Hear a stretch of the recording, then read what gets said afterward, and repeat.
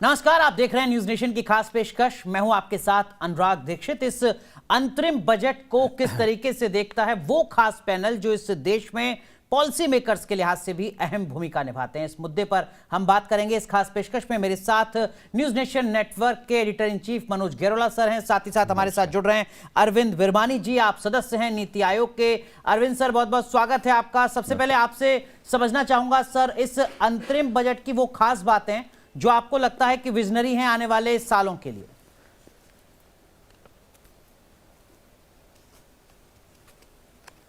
देखिए, बेसिकली जो प्रधानमंत्री का कहना है उसका दृश्य उस पर डिटेल दिया है। वो है सबका साथ, सबका विकास, सबका विश्वास, सबका प्रयास। तो उसको हम इकोनॉमिस्ट, अर्थशास्त्री अंग्रेजी में कहते हैं sustained fast inclusive growth and development. तो ये संक्षिप्त में इसको ऐसे डिस्क्राइब कर सकते हैं। वित्त मंत्री और प्रधानमंत्री का मैसेज है। तो इसमें तीन मेजर पार्ट्स हैं जिसको मैं जल्दी से बता दूंगा, फिर आगे आप एक्सप्लोर कर सकते हैं। तो एक है कि ओवरऑल जिसको कहते हैं macro environment for growth, investment वगैरह, वो क्रिएट करनी through structural reforms, continuous reforms. जैसे वित्त मंत्री ने कहा रिफॉर्म, परफॉर्म, ट्रांसफॉर्म। तो एक तो ये है कि हमने ये रिफॉर्म्स किए हैं जिससे अच्छी इन्वेस्टमेंट हुई है, अच्छी ग्रोथ हुई है। बड़े मुश्किल टाइमों से ग्लोबल बहुत सारे शॉक्स आए हैं, फिर भी हम फास्टेस्ट ग्रोइंग मेजर इकोनॉमी हैं। तो ये स्ट्रक्चरल रिफॉर्म्स किए हैं और ये रिफॉर्म्स हम करते रहेंगे ताकि इकोनॉमी और आगे बढ़े। तो एक इसका ये है पार्ट। दूसरा है जिसको कह सकते हैं अंत्योदय एम्पावरमेंट। तो वित्त मंत्री ने बताया कि हम एंटाइटलमेंट से एम्पावरमेंट की तरफ जा रहे हैं, और कई एग्जाम्पल्स उसके दिए पीछे, और आगे भी ये हम करते रहेंगे। इसका मतलब क्या है? इसका मतलब है कि बेसिक लोगों को कैपेबिलिटीज, टूल्स, एसेट्स, इंफॉर्मेशन दी जाए सबको, across all geographies, all groups को, सबको हम एम्पावर करेंगे ताकि उनके पास टूल्स हों। तो अगर आपके पास घर नहीं है तो आप और चीज़ों की नहीं सोच सकते, तो घर देंगे, पर आगे उसके बाद आपको काम अपनी एफर्ट वगैरह से करना होगा, एम्पावरमेंट। सो ये दूसरा कंपोनेंट है इसका ओवरऑल, जिसको हम सस्टेन्ड फास्ट इंक्लूसिव ग्रोथ कहते हैं। और तीसरा है कि हमारी हॉलिस्टिक अप्रोच है और प्रैग्मेटिक है, क्योंकि कई चीज़ें होती हैं बहुत कॉम्प्लिकेटेड होती हैं। उसका एक उदाहरण है एनर्जी और क्लाइमेट प्रॉब्लम्स। तो ग्रीन इकोनॉमी, तो ग्रीन इकोनॉमी के कई पार्ट्स होंगे। हॉलिस्टिक व्यू लेंगे पर ऑल्सो प्रैग्मेटिक लेंगे, क्योंकि ये बड़ी कॉम्प्लिकेटेड इशू है, इसमें सिंपल नहीं है। तो उसी तरह हम बहुत साल से कह रहे हैं कि हमें इनपुट्स और आउटकम्स के नहीं देखना चाहिए, पर आउटकम्स, इनपुट्स एंड आउटपुट्स की जगह आउटकम्स देखने चाहिए। अगेन ये कहना आसान है, पर इसको इम्प्लीमेंट करना, मेजर करना ज़्यादा मुश्किल होता है, पर हम एफर्ट करेंगे। सो हॉलिस्टिक अप्रोच और प्रैग्मेटिक अप्रोच, तो ये तीनों मैसेज उन्होंने रिपीटेडली दोहराए हैं। उसके एग्जाम्पल दिए कि क्या क्या किया है, और थोड़ा सा दृश्य दिया है कि हम हाउसिंग पे थोड़ा ज़्यादा करेंगे, महिलाओं के लिए क्या करेंगे, इतना किया है, करेंगे, यूथ के लिए क्या क्या किया है। और एक और चीज़ कहूँगा जो इम्पोर्टेंट है, वो कहीं पे सब जगह फिट होती है कि रिसर्च एंड डेवलपमेंट, स्टार्टअप्स, तो मॉडर्न इकोनॉमी। तो हमारे यूथ को खाली जो सदियों से सोच रहे हैं कि ये काम अच्छा है, ये बुरा है, हमें प्रधानमंत्री ने कहा कि अपॉर्चुनिटीज़ देखनी पड़ेंगी। कई नई अपॉर्चुनिटीज़ आएंगी, उनको ग्रैब करना होगा और उसका उदाहरण यही है कि R&D, फ्यूचर टेक्नोलॉजीज वगैरह। डॉक्टर बिरवानी, लेकिन इस बीच लोगों के जहन में जो ज्यादा सवाल था वो ये था कि देखिए 2 महीने बाद चुनाव है, कुछ पॉपुलिस्ट घोषणाएं होनी चाहिए थी, इनकम टैक्स में कुछ रियायतें मिल सकती थी, किसान सम्मान निधि में जो 6,000 रुपए का अमाउंट है वो बढ़कर 8,000 रुपए हो जाना चाहिए था, कुछ डायरेक्ट बेनिफिट ट्रांसफर के लिए कुछ और नए प्रोग्राम्स लॉन्च हो जाने चाहिए थे। वो सब कुछ नहीं नजर आया, पॉपुलिस्ट बजट नजर नहीं आया।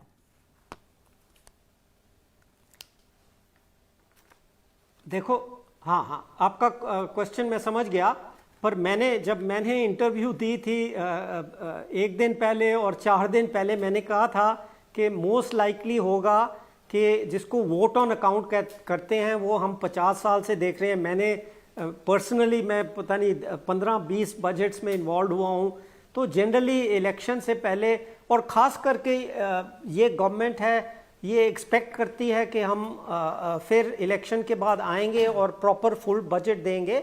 तो मोस्ट लाइकली यही था कि normal vote on account interim budget होगी और ख़ास चेंजेस नहीं होंगे। मैंने ये भी कहा था कि हो सकता है जैसे चीज़ें कोई एक्सपायर हो रही हैं, तो आपने सुना होगा वित्त मंत्री ने बोला कि 1-2 जो इंसेंटिव दिए हैं जिसको चलने देना चाहिए नहीं तो डिस्टर्बेंस हो जाएगी, वो एक्सटेंड कर दिए। वो एग्जैक्टली मैंने यही बोला था कि कोई ऐसी चीज़ें 1-2 होंगी और 2-3 प्रोग्राम्स की एनहांसमेंट वगैरह बताई हैं। बट आप बिल्कुल सही हैं, जो फिस्कल ग्लाइड पाथ ऑल्सो मैंने कहा था, मुझे एक्सप्लिसिटली पूछा था कि फिस्कल का क्या होगा। मैंने कहा था कि जो इस साल का तो सब डिस्कस हो गया है, ऑन ट्रैक है ही सही, पर गवर्नमेंट ग्लाइड पाथ जो दिया है 15वीं फाइनेंस कमीशन ने, जो मिनिस्टर्स ने, पीएम ने, सब ने कहा है कि ये ग्लाइड पाथ ऑफ फिस्कल करेंगे हम, उस पे ही अमल रहे। ठीक है, तो आप करें कि जैसे आप उम्मीद करके चल रहे थे, एक्सप्लिसिटली लोगों ने क्वेश्चन किया था कि वैसा ही ये बजट है जैसा कि आप भी मानकर चल रहे थे। मनोज सर, आपको लगता है कि पॉपुलिस्ट बजट अगर हम इसको नहीं मान रहे हैं तो हम इसको बैलेंस्ड बजट कह सकते हैं, हम इसको इकोनॉमिक फंडामेंटल्स, इकोनॉमिक बेसिक्स के लिहाज से एक आदर्श बजट कह सकते हैं? हाँ, देखिए ये आपका कहना बिल्कुल ठीक है, लेकिन इससे पहले मेरा एक सवाल है। तो मेरा एक बेसिक क्वेश्चन सर आपके साथ ये है बिरमानी जी कि अगर हम, आवाज आ रही है मेरी ना? जी आप कंप्लीट करें। तो ऐसा है, मेरा जो एक क्वेश्चन, लगता है डॉक्टर बिरमानी हमारे साथ नहीं है, लेकिन मनोज सर आप कंटिन्यू करें। अच्छा ठीक है। हाँ, नहीं, मैं एक क्वेश्चन जो मैं पूछना चाहता था वो क्वेश्चन ये था कि इन्होंने कहा कि एक बिल्कुल ही इंक्लूसिव ग्रोथ है कि जैसे बात करी है, जबकि कई सेगमेंट में चार्जेस ये लगता है कि ये जो ग्रोथ है ये नीचे के तबके तक उतनी नहीं पहुंची जितनी कि पहुंचनी चाहिए थी। अच्छा, है ना? तो और ये के शेप की रिकवरी है जी।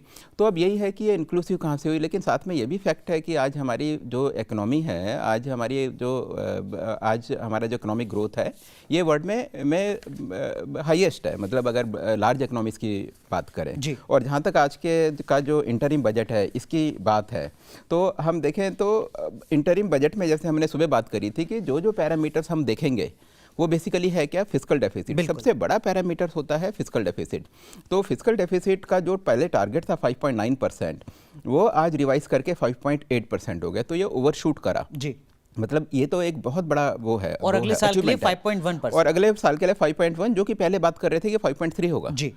तो आप ये देखिएगा कि तो एक तो बहुत अच्छा फिस्कल डिसिप्लिन इस सरकार ने मेंटेन करा है। सरल शब्दों में अगर आप बता सके दर्शकों को कि फिस्कल डेफिसिट अगर हम अपना कंट्रोल रखते हैं तो इसका मतलब क्या होगा? देखो, फिस्कल डेफिसिट का कंट्रोल करने का मतलब है कि इन्वेस्टर्स का हमारे देश की इकोनॉमी में एक कॉन्फिडेंस बढ़ता है। तो इससे क्या होता है कि बाहर के जैसे बैंक्स हैं, बाहर के जैसे इन्वेस्टर्स हैं, वो इंडिया में इन्वेस्ट करते हैं, या हमारी कंपनीज जब बाहर जाके फंड रेस करती हैं, क्योंकि एक हमारी कॉन्टिन्यूटी बनी हुई है, हमारी इकोनॉमी में स्टेबल है, तो उन्हें फंड रेस करने में आसानी होती है, और फंड रेस कर और उन्हें जो फंड का जो इंटरेस्ट रेट होता है वो भी जनरली ठीक होता है।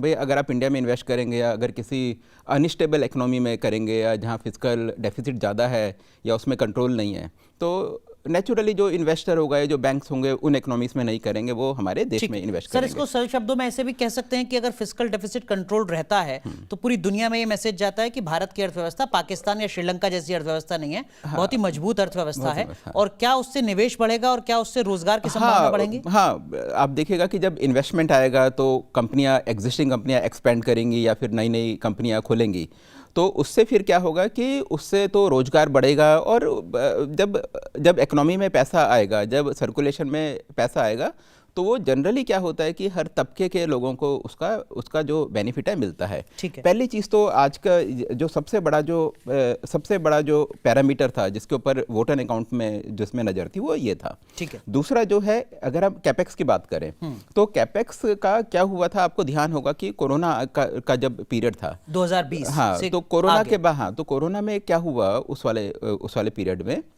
क्योंकि प्राइवेट इन्वेस्टमेंट बंद हो गया था बिल्कुल।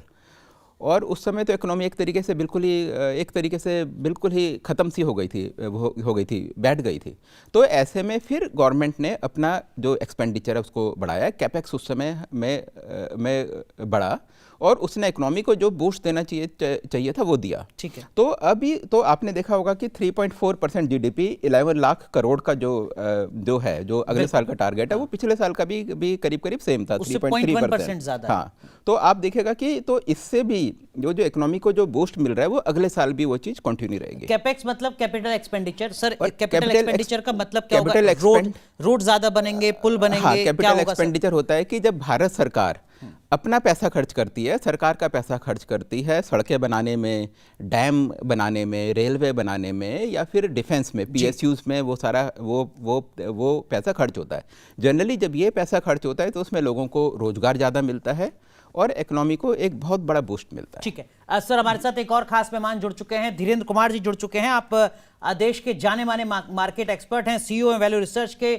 धीरेन्द्र सर, आप आज के बजट को किस तरीके से आंकते हैं आने वाले वक्त में, पॉलिसीज के लेवल पर, 5 ट्रिलियन की इकोनॉमी के स्तर पर?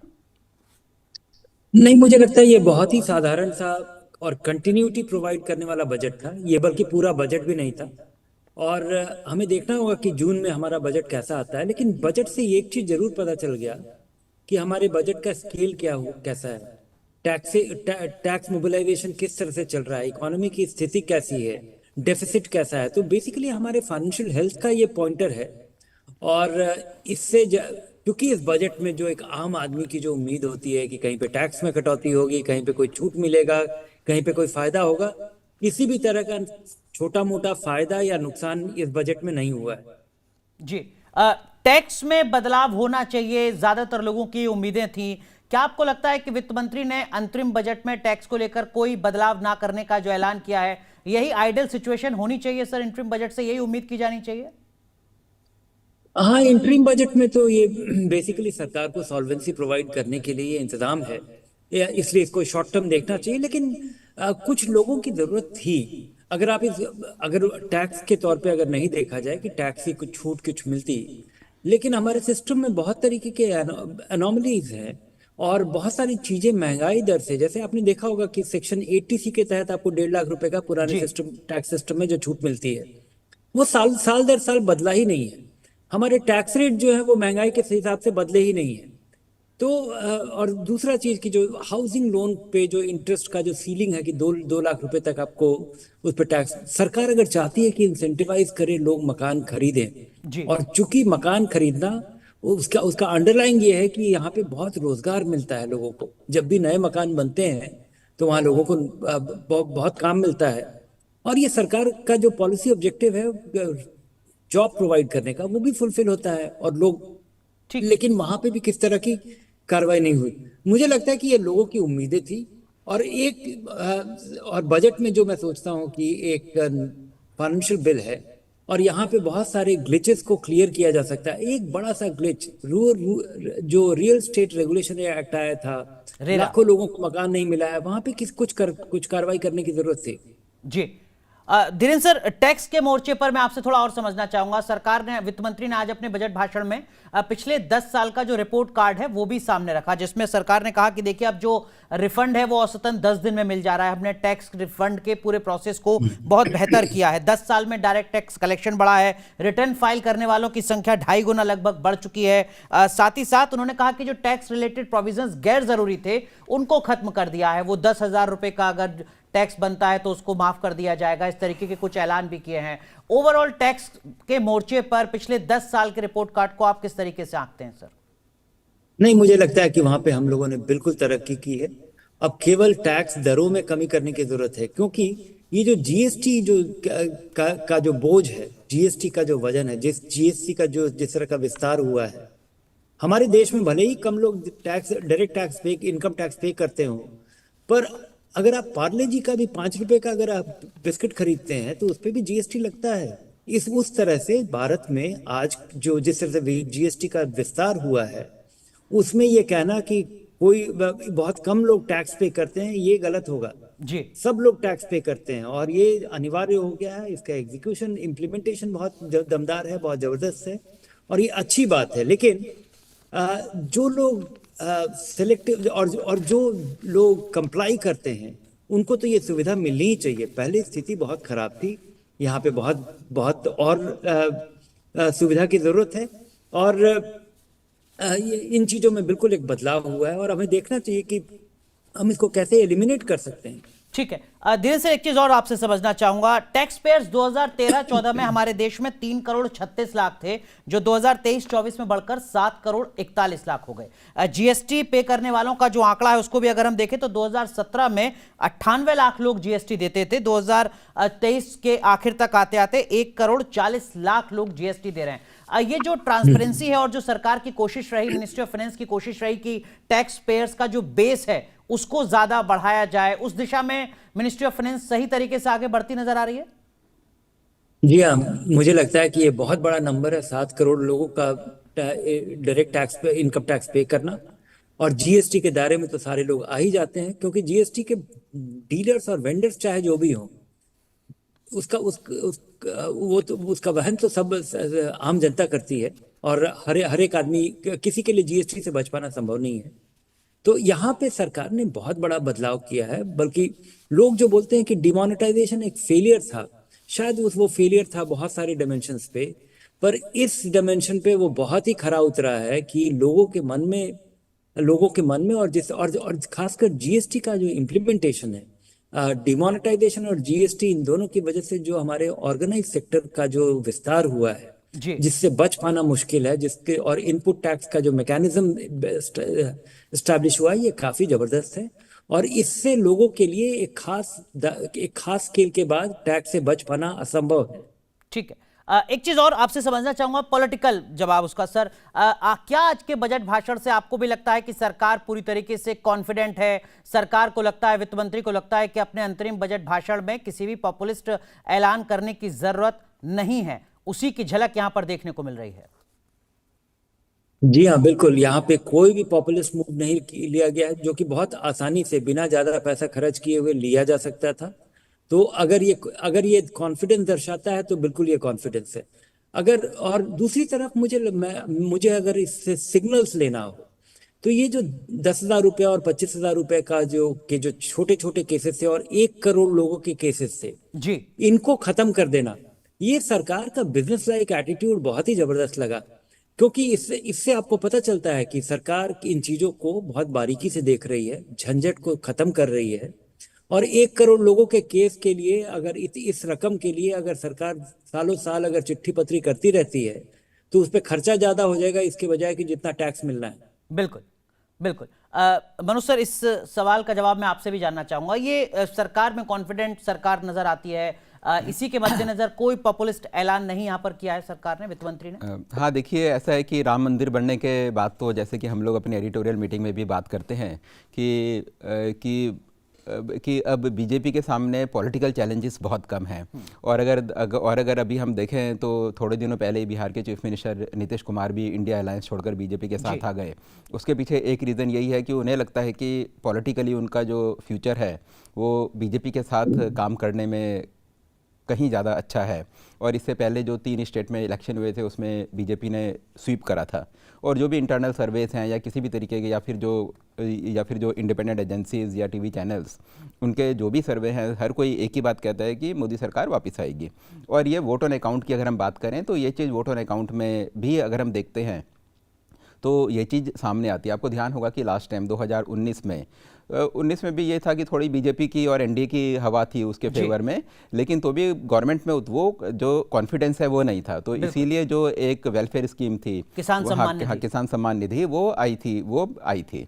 तो अभी हम जैसे पहले उम्मीद करे थे कि कहीं ऐसे ना हो कि बीजेपी सभी कुछ देखते हुए भाई बिना कोई चांस लेते हुए कुछ वेलफेयर स्कीम का अनाउंसमेंट करे, लेकिन ऐसा इस बजट में कुछ है नहीं। तो इसका मतलब ये भी है कि अगले 5 साल उन्होंने ही सरकार चलानी है। वो कोई ऐसी चीज़ नहीं करना चाहते थे जिससे कि उनको खुद ही को दिक्कत हो। तो ये मेरे ख्याल से बिल्कुल एक दिखाता है कि बीजेपी के अंदर आज की डेट में कॉन्फिडेंस। धीरेन्द्र सर, आरएनडी पर जोर देने का ऐलान किया है वित्त मंत्री ने अपने बजट भाषण में, जिसको बताया जा रहा है कि देखिए इसका असर आने वाले वक्त में बहुत सारे ऐसे सेक्टर्स जहां अभी बहुत ज्यादा एक्सप्लोर किया जा सकता है, उस लिहाज से बेहद जरूरी है। जॉब अपॉर्चुनिटीज के लिहाज से भी आपको लगता है कि ये बेहतर ऐलान है? किस चीज के बारे में आप कह रहे हैं? Research and development, private sector में खासकर। जी हाँ, ये एक बहुत बड़ा बदलाव है। और यहाँ पे इतने कमिटमेंट के साथ इतने सारे रिसोर्सेज को कमिट करना, क्योंकि अभी तक तो हम मैन्युफैक्चरिंग की सोचते भी नहीं थे। और जब ये मैन्युफैक्चरिंग की शुरुआती दौर अभी PLI से शुरू हुई है, वहाँ पे हमारा अपना रिसर्च और इनोवेशन के लिए अगर इस तरह का इन्वेस्टमेंट अगर सरकार कैटलाइज करती है या एलोकेट करती है, और इस सरकार का एक खासा बात यह है कि अभी तक जो कुछ भी अचीव हुआ है या नहीं हुआ है वो तो दिखता है, लेकिन ये सरकार कुछ करने के बजाय केवल अनाउंस करने के बजाय या साधन या रिसोर्स उपलब्ध करने के बजाय ये एग्जीक्यूट करने में काफी माहिर है जी। और और उसका जो असर है, और यहाँ पे एक इनिशिएटिव रिसोर्स के साथ अवेलेबल होना जहाँ पे हमें बड़ा बदलाव दिखेगा, इसके वजह से हमारे यहाँ इकोनॉमी में एक डिफरेंट तरीके का स्ट्रेंथ आ सकता है। रिसर्च के खर्चे का आउटकम या रिजल्ट एस्टिमेट करना ये बड़ा मुश्किल है, लेकिन इसका नुकसान नहीं होता है। और इसके वजह से जो इकोनॉमिक कॉन्फिडेंस या जिस तरह का आपके मैन्युफैक्चरिंग में जिस तरह की शुरुआत हुई है, उसमें जिस तरह का मोमेंटम आ सकता है, उसका आकलन करना बड़ा मुश्किल है। ठीक है, हमारे साथ एक और खास मेहमान जुड़ चुके हैं, सचिन चतुर्वेदी जी। आप डीजी हैं RIS के। सचिन सर, बहुत स्वागत है आपका। सरकार की तरफ से ये दावा किया जा रहा है कि आज का जो वित्त मंत्री का भाषण है ये देश को 5 ट्रिलियन की इकोनॉमी की तरफ ले जाने वाला है, विजनरी बजट भाषण है। सर, आप जरा दर्शकों को सरल शब्दों में समझा सकें अगर कि कैसे हम आगे बढ़ रहे हैं उस मोर्चे पर।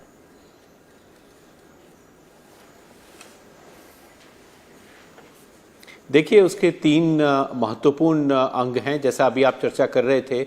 सबसे पहला, किसी भी कंट्री के इकोनॉमिक ग्रोथ के लिए, और जो 5 ट्रिलियन इकोनॉमी की आप बात कर रहे हैं, उस 5 ट्रिलियन इकोनॉमी में नॉलेज इंडस्ट्री, R&D उसका बेसिस हो, ये सबसे ज़्यादा ज़रूरी है। और उसी के लिए, जैसा अभी आप चर्चा कर रहे थे मैन्युफैक्चरिंग के कंटेक्स्ट में, फ्यूचर मैन्युफैक्चरिंग सिर्फ R&D के साथ ही हो सकता है, रिसर्च एंड डेवलपमेंट के साथ ही हो सकता है। तो इस बजट में जो 1 लाख करोड़ रुपए का प्रावधान रखा गया है, जिसमें हम लगातार चर्चा कर रहे हैं, जिसमें R&D को बढ़ाने का काम, चाहे वो टेक्सटाइल इंडस्ट्री में हो जहां लेबर है, या IT और AI बेस्ड इंडस्ट्रियल डेवलपमेंट है, तो सभी में हम एक मेजर स्वरूप उसका देखते हैं।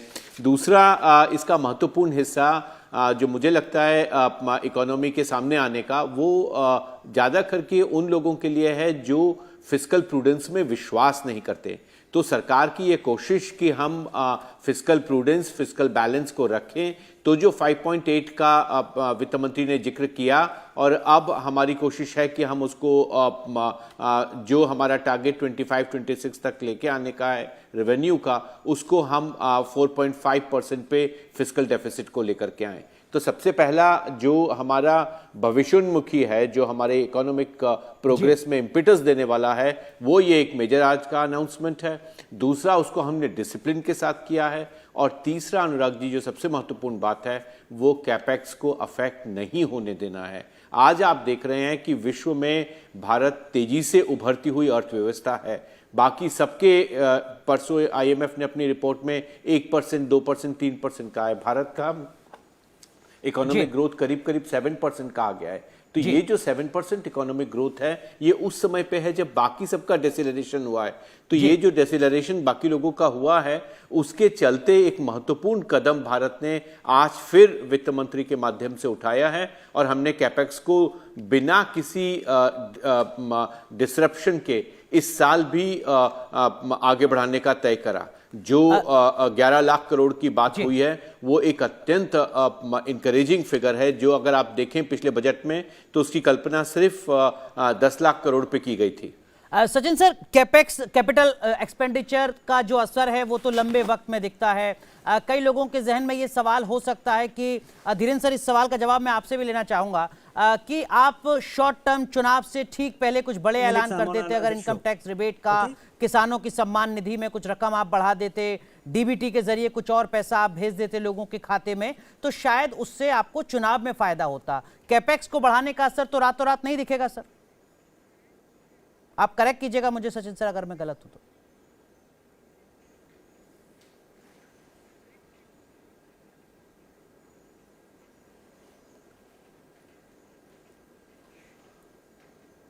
सचिन सर आवाज पहुंच क्या?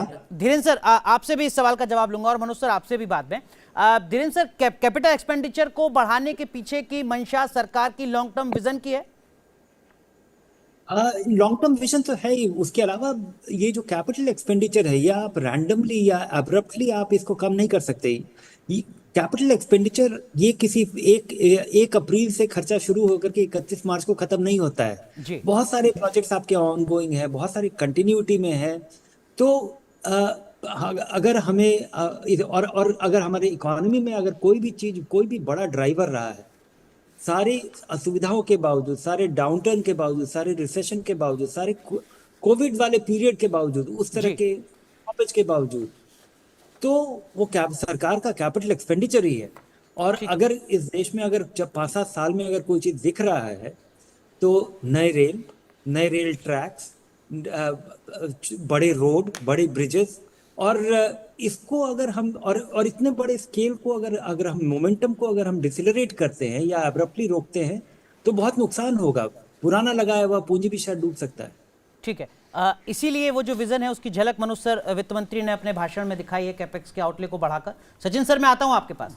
हाँ देखिए, हाँ देखिए, पिछले साल जो करंट फाइनेंशियल में जो है 3.3% ऑफ द जीडीपी, वही करीब 3.4%, वही एक तरीके से उसमें एक कंटिन्यूटी बनी हुई है। लेकिन अनुराग, मैं जो आप R&D की बात कर रहे थे, तो R&D का R&D मेरे ख्याल से किसी भी देश की इकोनॉमी में एक बहुत बड़ा फैक्टर है। बिल्कुल। अगर हम अपने देश की बात करें तो मैं एक छोटा सा कंपैरिजन आपको दूंगा कि मैं सिर्फ टेलीकॉम सेक्टर का मैं आपको देता हूं। टेलीकॉम सेक्टर जब से ओपन अप हुआ है, ओपन अप होने से पहले हमारे यहाँ छोटी मोटी R&D, जो ITI और ये जो C.DOT या इस तरह की जो कंपनियां या ऑर्गेनाइजेशन थी वो करती थी। उसके बाद उसमें बिलियंस ऑफ डॉलर्स का इन्वेस्टमेंट हुआ, सारा का सारा बाहर से आया, और छोटा मोटा जो ये PSUs R&D वगैरह करती थी वो भी सारा का सारा ख़त्म हो गया। ये जिस समय मोदी जी ने डिजिटल इंडिया का अनाउंसमेंट किया था, मेरे ख्याल से 2014 या 15 की बात है, 14 की बात है, तो उस समय का मैं फिगर आपको बताता हूँ। उस समय पूरे देश में जो टोटल R&D का इन्वेस्टमेंट था हमारे देश में, वो 300-400 करोड़ से ऊपर नहीं था, और आज की डेट में भी वो 400-500, मैं सिर्फ टेलीकॉम सेक्टर की बात कर रहा हूँ, आज की डेट में भी 400-500 करोड़ से ऊपर नहीं है। वही हम चाइना की एक कंपनी ले, हुआवे का जो R&D का इन्वेस्टमेंट था वो $12 बिलियन था। वो मेरे ख्याल से आज की डेट में $15 बिलियन के करीब होगा पर एनम का। तो आप ये देखिएगा कि वो लोग कंपनियां जो बड़ी बनी है ग्लोबल स्केल में, जिन्होंने पूरा मार्केट कैप्चर करा है, उसके पीछे रीजन यही है कि उनका R&D का इन्वेस्टमेंट जो था जी, उनके जो प्रोडक्ट्स उन्होंने जो बनाए, हम तो उनके सामने कहीं टिकता ही नहीं है। ये बहुत अच्छी बात है, कम से कम गवर्नमेंट ऑफ इंडिया का इसकी तरफ ध्यान तो गया, और आज का जो बजट है उसमें कम से कम इसके बारे में इसकी शुरुआत हो रही है, शुरुआत भी, और वो स्केल की, मतलब आज की डेट में R&D में जब आप इन्वेस्ट करते हैं तो R&D में 400-500 करोड़ का इन्वेस्टमेंट नहीं होता, उसमें आज की डेट में बिलियंस ऑफ डॉलर्स का इन्वेस्टमेंट होता है, और उस इन्वेस्टमेंट में भी रिजल्ट 5 साल के बाद ही आता है। आज आप देखिए IT सेक्टर की हम बात करें तो मेक इन इंडिया IT का आज की डेट में है क्या? कुछ भी नहीं है। बिल्कुल। किसी भी सेक्टर की आप बात करें, तो ये मेरे ख्याल से एक बहुत वो है। सचिन सर, कुछ लोगों का कहना है कि देखिए मिडिल क्लास के लिए तो इस बजट भाषण में कुछ नहीं है, चुनाव से पहले कुछ तो होना चाहिए था। क्या कुछ ऐसा है जो सर हम अभी नहीं समझ पा रहे हैं इस भाषण को पढ़ने के बाद? थोड़ा आप डिकोड करके सरल शब्दों में समझा सके सर। हाँ, अच्छा सचिन सर।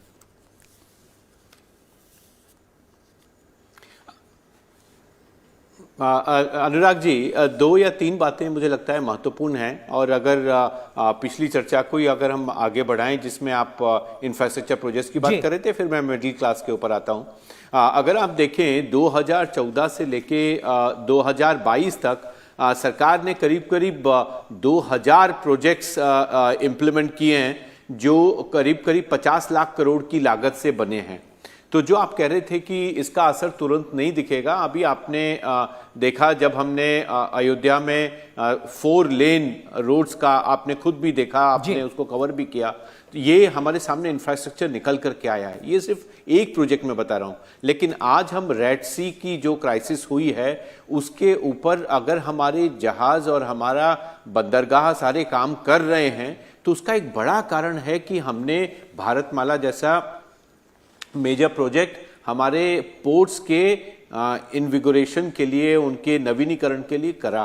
तो ये एक महत्वपूर्ण हिस्सा है। आज आपको दुनिया में इन्फ्लेशन सब जगह दिख रहा है, ऑयल की क्राइसिस दिख रही है, लेकिन भारत में वो क्राइसिस नहीं है।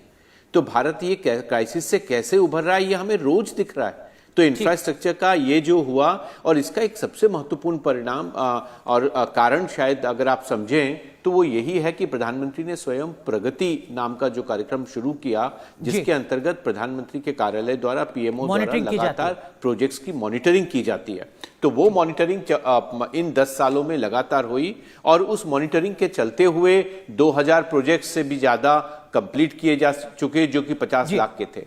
अब मैं अगर आपके मिडिल क्लास वाले सवाल के ऊपर आऊं और आप से ये बातचीत करना चाहें, तो अगर आप देखेंगे कि ये सिर्फ मिडिल क्लास में, अगर मुझे लगता है कि अगर आप देखें तो 3 तरह के बेहतर उपाय हम लोगों के सामने निकल के आए, और वो यूथ के लिए है, वीमेन के लिए है। दोनों क्षेत्रों में महत्वपूर्ण कड़ियां आई हैं। जो लखपति दीदियों की जो बात हुई है, जिसकी संख्या तेजी से बढ़ी है और सरकार ने उसके प्रयास किए हैं। दूसरा, यूथ को पर्टिकुलरली जो लोग स्टार्टअप्स के साथ जुड़े हुए हैं उन लोगों के लिए शिक्षा के नए अवसर जुटाने के लिए, और मिडिल क्लास के लिए सबसे बड़ा सपना यही होता है कि उनके बच्चे अच्छे एजुकेशन ले लें। आप आज देखेंगे जिस संख्या में आईआईटी, आईआईएम, एम्स बनाने की आज वित्त मंत्री ने सामने बात रखी, रोड मैप रखा, मुझे लगता है वो महत्वपूर्ण है। बहुत बहुत शुक्रिया आपका जुड़ने के लिए सचिन सर। बहुत बहुत शुक्रिया मनोज सर आपका भी, इस बजट का मतलब क्या है आने वाले वक्त के लिहाज से सरल शब्दों में अपने दर्शकों तक पहुंचाने के लिए। धन्यवाद।